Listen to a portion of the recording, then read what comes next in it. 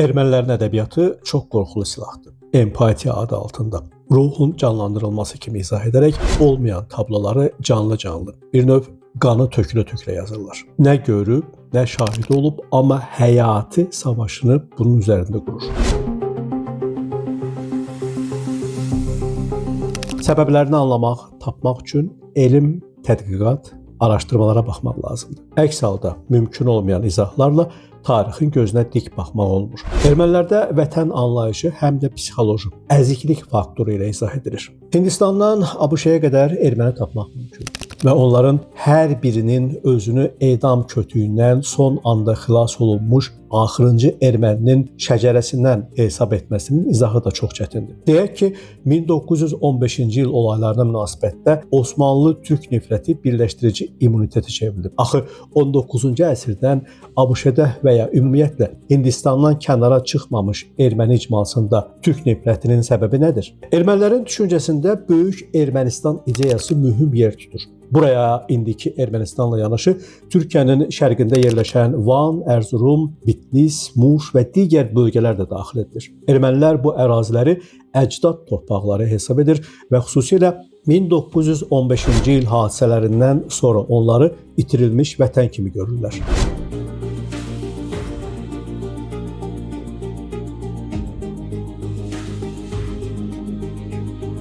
Bu günlərdə Nikol Paşinyan seçki təşviqatı çərçivəsində əsl inqilab edir. Erməni xalqının beynini təmizləyir. Onu məhvə aparan idealları söküb atır və bu radikal görünən addım çox böyük reaksiyaya, müqavimətə səbəb olur. Dünyanın ən ağıllı ermənisi çevrilmənin real qəhrəmanı olmaq üzrədir. Erməniliyin mahiyyəti təkcə radikal, dağıdıcı enerji ilə ölçülə bilməz. Axı onu ölümə məhkum edən ideyanın, daşnaqçılığın gətirdiyi itkiləri ondan imtina etməklə kompensasiya etmək olmazmı? Olmazmı ki, Türk çəmbərində ona olan nifrətdən imtina edərək sağ qalasan? Erməni xalqı artmır, çünki doğulmur və törəmirlər. 30 il əvvəl 3 milyon olan xalqın o coğrafiyadakı hazırki sayı 1 milyon 800 minə qədər azalıb. Bir müddət sonra 2050-ci ilə qədər 1 milyon həddində sabitləşəcəyi gözlənilir. O necə ilahi vətəndir ki, özləri də yaşamaq istəmir. O necə yaradıcı, qurucu xalqdır ki,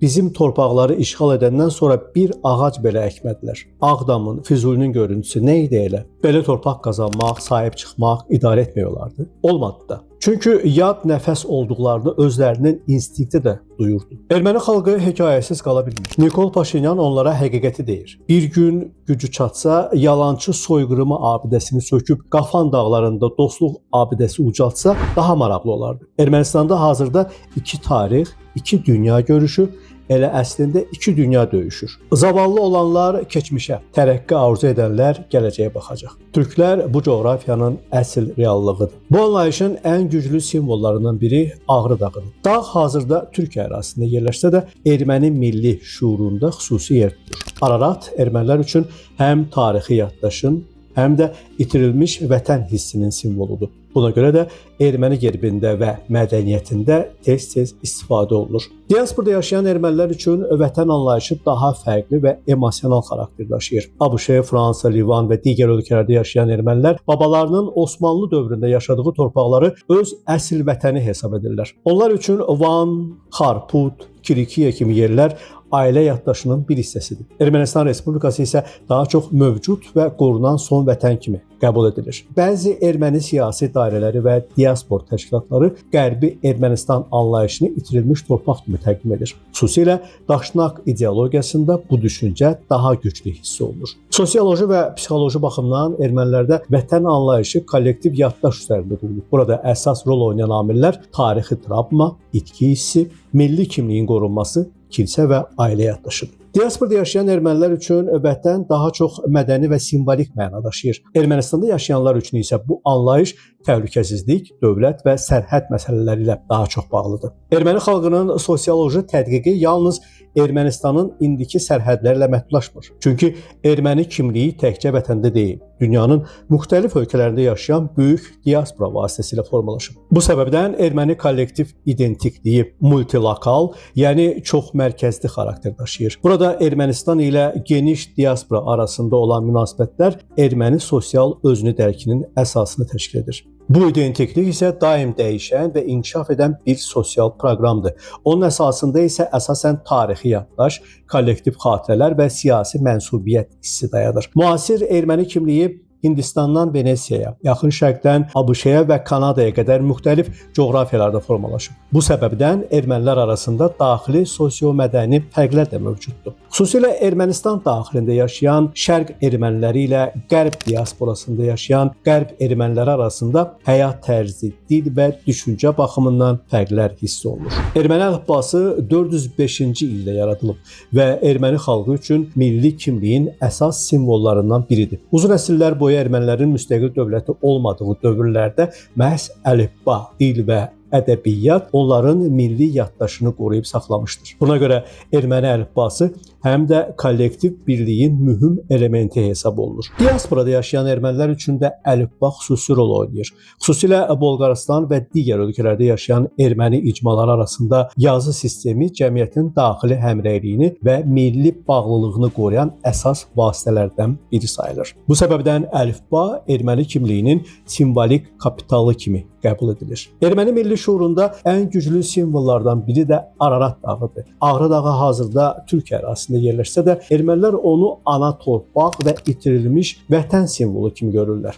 Ararat erməni gerbində, incəsənətində və kollektiv yaddaşında xüsusi yer tutur. Bu simvol dünyanın müxtəlif ölkələrində yaşayan erməniləri ortaq tarixi yaddaş və tarixi ədalət ideyası ətrafında birləşdirən mühüm faktorlardan biridir. Erməni Apostol kilsəsi erməni xalqının tarixində təkcə dini qurum olmayıb. Xüsusilə 1375-ci ildə Kilikiya çarlığının süqutundan sonra və 1918-ci ildə Ermənistan Respublikasının yaranmasına qədər keçən təxminən 6 əsr ərzində kilsə milli kimliyin qorunmasında əsas rol oynayıb. Bu dövrdə ermənilər Osmanlı, Səfəvi və Rusiya imperiyalarının tərkibində yaşayırdılar.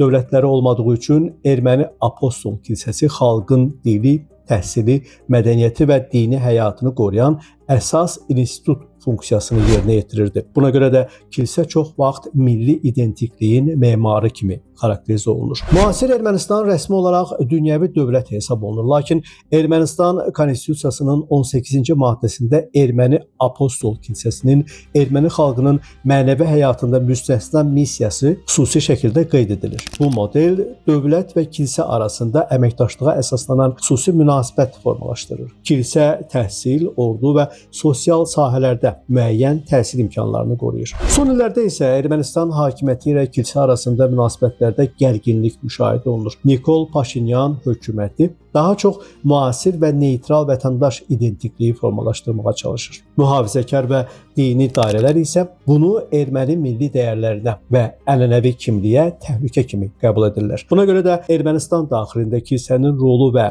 milli identikliyin gələcəyi ətrafında ideoloji müzakirələr davam edir. 1915-ci il hadisələri erməni identikliyində, xüsusilə diaspora erməniləri üçün ən mühüm və müəyyən edici mövzulardan biri hesab olunur. Psixoanalitik və sosioloq Vamik Volkan bu cür hadisələri seçilmiş travma adlandırır. Bu anlayış müəyyən xalqın tarixində baş vermiş böyük hadisənin nəsillər boyunca kollektiv yaddaşda yaşamasını ifadə edir. Belə travmalar insanları ortaq kədər, alçalma hissi və ədalət axtarışı ətrafında birləşdirir. Erməni cəmiyyətində 1915-ci il hadisələri milli yaddaş və identiklik elementi kimi qəbul olunur. Xüsusilə diasporada bu travma ermənilərin özlərini qoruma, birləşmə və milli bağlılığı gücləndirmə vasitəsinə çevrilmişdir. Araşdırmalara görə kollektiv travmalar yalnız tarix kitabları vasitəsilə ötürülmür. Bu yaddaşı onlar ailə hekayələri, dini mərasimlər, məktəb təhsili, mədəniyyət və ictimai mühit vasitəsilə nəsildən nəslə keçirirlər. Müasir erməni nəsli üçün Qarabağ münaqişəsi 1915-ci ildən başlayan sağ qalma və milli mübarizə hissinin davamı kimi qəbul olunur. Birinci Qarabağ müharibəsində əldə olunan qələbə erməni cəmiyyətində tarixi qisas və milli uğur hissi yaratmışdı. Lakin 2020-ci ildəki məğlubiyyət erməni cəmiyyətində ciddi psixoloji və identiklik böhranına səbəb oldu. Xüsusilə diasporada bu hadisələr emosional travma kimi qəbul edildi. Diaspora gəncləri arasında Qarabağ məsələsi çox vaxt post-yaddaş anlayışı ilə izah olunur. Bu termin o deməkdir ki, müharibəni şəxsən yaşamayan yeni nəsil həmin hadisələri ailə hekayələri, media, məktəb və kollektiv yaddaş vasitəsilə mənimsəyir və onları şəxsi travma kimi hiss edir. Erməni diasporu dünyadakı ən böyük və ən təşkilatlanmış diasporalardan biri hesab olunur. Hazırda Ermənistan xaricində yaşayan ermənilərin sayı ölkə daxilində yaşayanlardan daha çox. Maraqlı məqamlardan biri Ermənistan daxilində diasporaya münasibətdir. Bəzi hallarda Yerevanda yaşayan insanlar diaspora ermənilərini potensial ermənilər kimi görürlər. Yəni onların əsl ermənilik statusu milli yaddaşı,